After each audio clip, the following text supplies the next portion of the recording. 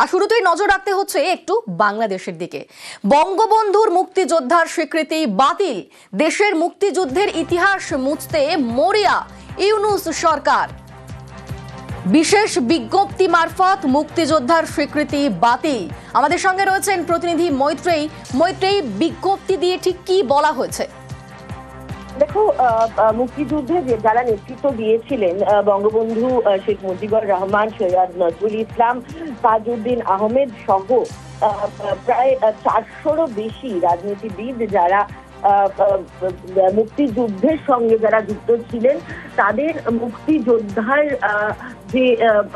মুক্তিযোদ্ধার স্বীকৃতি বাতিল করে দেওয়া হয়েছে এবং তার বদলে তাদেরকে মুক্তিযোদ্ধার সহযোগী হিসাবে নির্ধারণ করা হয়েছে।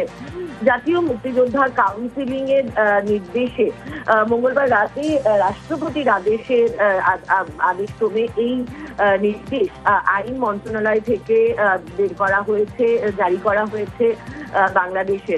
এবং এই আদেশে বা এই যে অর্ডার বের করা হয়েছে, সেই সার্কুলারে উল্লেখ করা হয়েছে মুক্তিযুদ্ধের সময়ে বঙ্গবন্ধু শেখ মুজিবুর রহমান তিনি মুক্তিযুদ্ধের সঙ্গে সরাসরি যুক্ত ছিলেন না, তিনি মুক্তিযুদ্ধের সহযোগী হিসেবে ছিলেন এবং তার সঙ্গে সঙ্গেই মুক্তিযোদ্ধাদের 4টি শ্রেণীতে ভাগ করা হয়েছে, যারা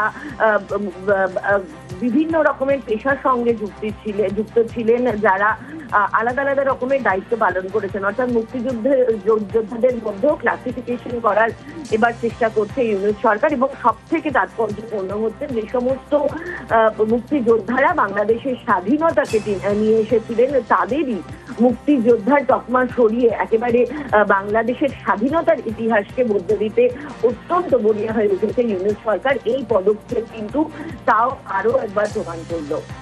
একেবারেই ধন্যবাদ মৈত্রী। অর্থাৎ শেখ মুজিবুর রহমান এখন শুধুই মুক্তিযুদ্ধের সহযোগী, এমনটাই বিজ্ঞপ্তি জারি করে বলা হয়েছে।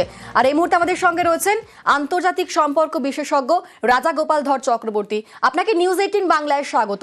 আমরা দেখলাম যে বাংলাদেশের টাকা থেকে উধাও হয়ে গিয়েছে মুজিবুরের ছবি, এবং এবার যে পদক্ষেপ নেওয়া হলো, বলা হয়েছে যে এবার মুক্তিযোদ্ধার সহযোগী হচ্ছেন শেখ মুজিবুর রহমান। তাহলে কট্টরপন্থীদের চাপেই কি এই একের পর এক পদক্ষেপ করছেন ইউনূস? তো পরিষ্কার যে বঙ্গবন্ধুর নাম তারা মুছে ফেলতে চাইছে, মানে দেশের ইতিহাসকে মুছে ফেলা।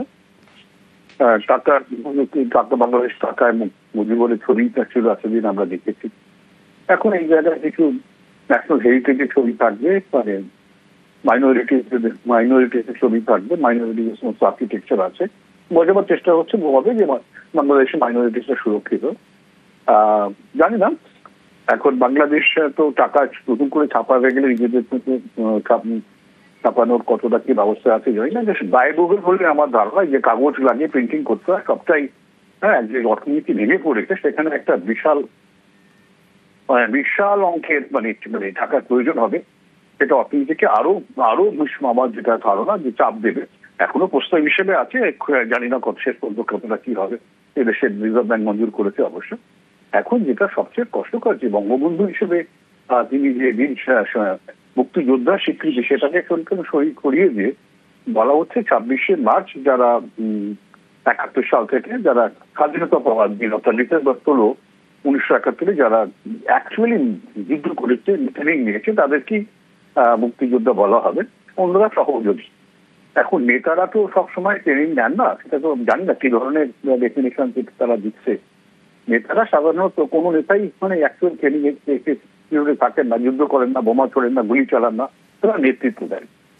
এই ডেফিনেশনে তো পৃথিবীর আমাদের দেশের কজন মিলিটারিকে আমরা তাহলে পাবো যে দেশের সেনা হিসাবে, তাই না?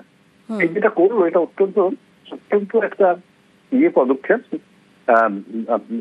সঠিক আপনাদের প্রশ্ন যে মৌলবাদীরা যে ধরনের চাপ দিচ্ছে, মৌলবাদীদের চাপেই এটা করা হচ্ছে এবং আরো হয়তো মারাত্মক কিছু করা হবে। আওয়ামী লীগকে ব্যান করা, এবং কোনোভাবেই তারা মনে করছে যে আওয়ামী লীগের কোনো ধরনের যেন প্রভাব কোথাও যাতে না থাকে।